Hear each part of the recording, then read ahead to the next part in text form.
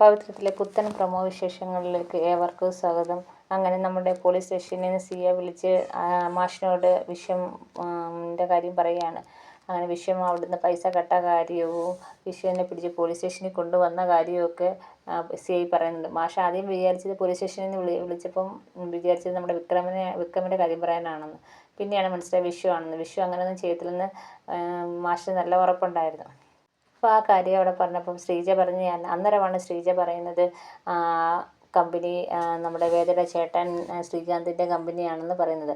ഉടനെ മാഷാണെങ്കിൽ നമ്മുടെ വിനായകനോട് ചോദിക്കുന്നു, നീയല്ലേ അവന് ജോലി ശരിയാക്കി കൊടുത്തത്, നിനക്കറിയത്തില്ലായിരുന്നോ അത് വേദയുടെ ചേട്ടൻ്റെ കമ്പനിയാണെന്ന് നിനക്കറിയത്തില്ലായിരുന്നോ എന്ന് ചോദിക്കുന്നു. അപ്പോൾ പെട്ടെന്ന് വിനായകൻ ഇങ്ങനെ കണ്ണും തള്ളി നിൽക്കുകയാണ്, എന്തോ പറയണമെന്നറിയാതെ. അപ്പം ഇങ്ങനെ കണ്ണും തള്ളി നിൽക്കുന്നതാണ് കാണിക്കുന്നത്. പിന്നെ കാണിക്കുന്നത് നമ്മുടെ ശ്രീജയാണെങ്കിൽ വിക്രമിനെ വിളിച്ച് പറയുന്നുണ്ട്, വിശ്വനെ അറസ്റ്റ് ചെയ്തെന്നും കള്ളക്കേസാണെന്നും എൻ്റെ വിശ്വേട്ടൻ അങ്ങനെയൊന്നും ചെയ്യത്തില്ലെന്ന് ശ്രീജ ഭയങ്കര കരഞ്ഞുകൊണ്ട് പറയുന്നുണ്ട്.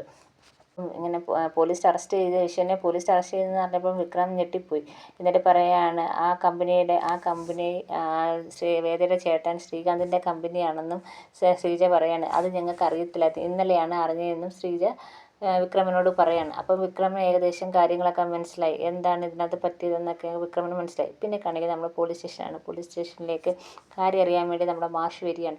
മാഷിനെ കണ്ടപ്പം തന്നെ വിശ്വത്തിന് വളരെ സന്തോഷമായി, അച്ഛാന്നും പറഞ്ഞ് ചാടി നിൽക്കുന്നുണ്ട്. വിശ്വത്തിനെ പിടിച്ച് സെല്ലിൽ ഇട്ടിട്ടുണ്ട് നമ്മുടെ സി ഐ. അങ്ങോട്ട് വിക്രമും വരുന്നുണ്ട്. വിക്രമും എന്തോന്നറിയാൻ കാര്യം എന്താണെന്നൊക്കെ അറിയാൻ വേണ്ടി ശ്രീജ വിളിച്ചു പറഞ്ഞ് കാര്യം അറിഞ്ഞ് അങ്ങനെ അതിൻ്റെ കാര്യം എന്തോന്നറിയാനും വിക്രമും പോലീസ് സ്റ്റേഷനിലേക്ക് വരുന്നുണ്ട്.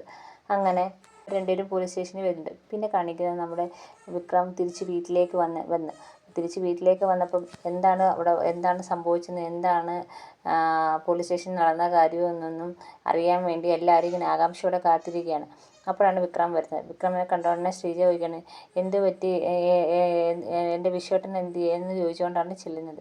അപ്പം ശ്രീജേട്ടത്തിയോട് വിക്രം ചോദിക്കുകയാണ്, ശ്രീജേട്ടത്തി അറിയില്ലായിരുന്നോ ആ കമ്പനി നമ്മുടെ വേദയുടെ ചേട്ടൻ്റെ കമ്പനിയാണെന്ന് അറിയത്തില്ലേ? അപ്പോൾ ശ്രീജ പറഞ്ഞു, ഇല്ല, അത് ഇന്നലെയാണ് വിശ്വേട്ടന് മനസ്സിലായത് അത് വേദയുടെ ചേട്ടൻ്റെ കമ്പനിയാണെന്ന്. അപ്പം വിക്രം പറയാണ്, അയാളുടെ കമ്പനിയാണെങ്കിൽ അപ്പോഴേ നമ്മുടെ വിശ്വേട്ടനെ ട്രാപ്പിലാക്കിയാണെന്ന് നമുക്ക് ഊഹിക്കാമെന്നല്ലേ ഉള്ളൂ.